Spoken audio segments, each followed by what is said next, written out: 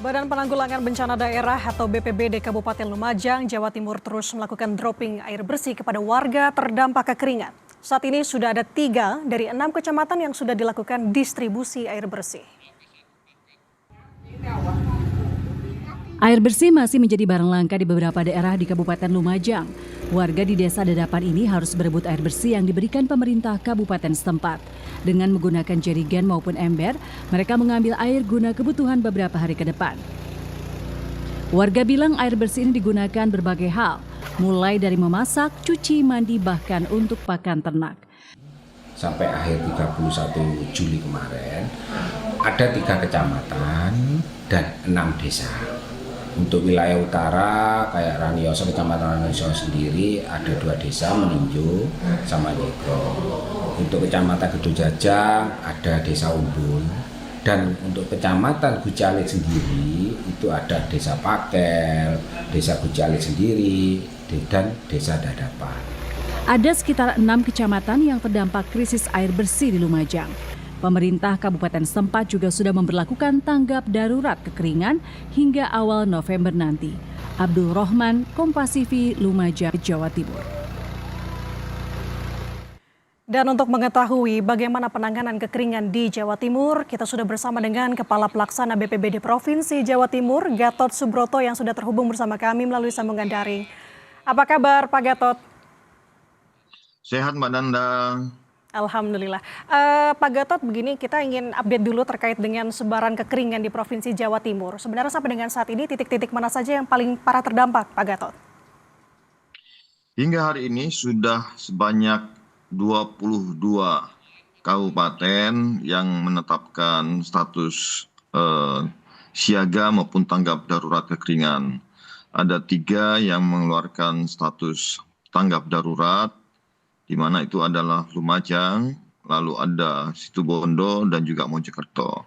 Selain itu semuanya posisi di siaga darurat. Sehingga memang totalnya ada 22. Dan untuk wilayah yang sudah mengeluarkan ataupun melakukan dropping air bersih sudah ada sebanyak 15 kabupaten yang ada di wilayah Jawa Timur. Untuk hari ini kami sudah melakukan dukungan di 2 lokasi, seperti halnya di Bondowoso dan juga ada di wilayah Probolinggo. Demikian. Oke, berarti sampai dengan saat ini Pak Gatot sudah berapa mungkin warga datanya ya yang terdampak akibat kekeringan air bersih ini di Provinsi Jawa Timur? Kalau sampai total seluruhnya, nanti kita kan punya data potensi yang terdampak, kurang lebih ada 29 kalau memang itu terjadi semua, ada potensinya. Tetapi ini karena masih 22 wilayah, sehingga kurang lebih masih 35 juta orang yang terdampak. Oke, nah ini yang menjadi pertanyaan juga sebenarnya Pak Gatot. Apa indikator yang digunakan oleh BPBD Jawa Timur khususnya untuk bisa memberikan label ataupun menyatakan bahwa daerah ini adalah mengalami kekeringan air bersih? Apa saja Bapak? Proses untuk mengetahui apakah wilayah tersebut masuk wilayah rentan kekeringan itu pertama dari pihak desa ataupun kelurahan melapor ke BPBD kabupaten setempat. Dari kabupaten setempat nanti BPBD-nya akan melapor ke kami, dan untuk dropping air bersihnya menyesuaikan dengan permintaan dari kelurahan maupun desa setempat. Berarti kan tadi Pak Gatot menyinggung bahwa sekitar ada 35 juta warga terdampak di Provinsi Jawa Timur khususnya. Untuk mengantisipasi, langkah apa yang dilakukan Bapak untuk membantu warga setidaknya dalam kondisi yang dialami mereka saat ini?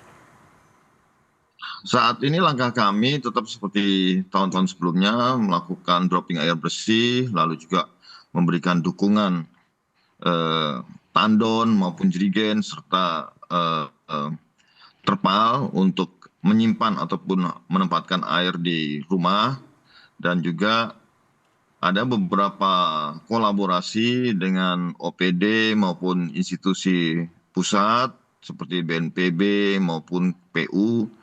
Selain dropping air bersih yang dilakukan jangka pendek, jangka panjangnya ada pengeboran air bersih, juga ada potensi juga OMC kalau memang ada awan yang bisa dilakukan OMC. Oke, yang menjadi tantangan saat ini Pak Gatot kan kita tahu ada fenomena global seperti El Nino kuat. Nah ini kalau Bapak sendiri melihat terkait dengan durasi dan juga tingkat kekeringan musim kemarau di Provinsi Jawa Timur sampai dengan kapan, Pak Gatot? Informasi dari BMKG bahwa puncak musim kering ada di zona bulan Agustus hingga awal September.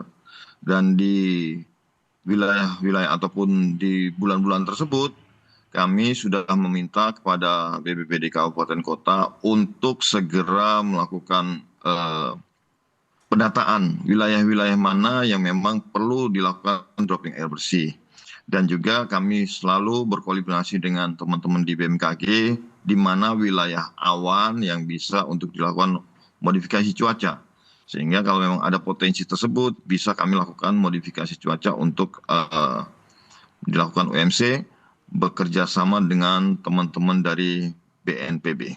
Oke, saya garis bawahi bahwa pentingnya untuk komunikasi lintas instansi atau lintas sektor di kondisi seperti saat ini. Jadi Pak Gatot, mengenai evaluasi, apa evaluasi untuk program penanggulangan kekeringan lintas instansi di Jawa Timur agar krisis serupa tidak terjadi ataupun tidak berulang setiap tahun ya?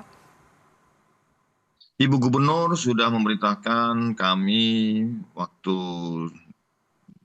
ada rapat koordinasi bersama teman-teman BNPB terkait dan dihadiri juga oleh Kepala BNPB, selain melakukan pengeboran sumur dalam, juga membuat pipanisasi untuk wilayah-wilayah yang memiliki sumber air. Serta ada upaya untuk melakukan OMC pada saat puncak musim kering ini apabila awan hujan ada. Selain jangka pendek yang selalu kami lakukan adalah dropping air bersih. Dan juga perlu adanya dukungan dari masyarakat juga untuk menjaga ada beberapa sumber air yang bagus, tetapi karena kualitasnya tidak didukung oleh perilaku masyarakat yang baik, maka kualitas air tersebut tidak layak untuk dikonsumsi. Selain itu juga ada beberapa kegiatan PU pengairan untuk perbaikan ataupun normalisasi sungai agar air itu bisa tersimpan lebih lama kalau sudah ternormalisasi dan juga bisa menjadikan potensi apabila terjadi kekeringan itu bisa dimanfaatkan. Oke, baik, saya tangkap pesan yang disampaikan Pak Gatot. Harapannya memang evaluasi ataupun upaya yang dilakukan BPBD Jawa Timur dengan lintas instansi bisa membantu warga, khususnya warga yang terdampak kekeringan. Terima kasih atas waktunya, Kepala Pelaksana BPBD Provinsi Jawa Timur, Gatot Subroto. Sehat selalu Bapak.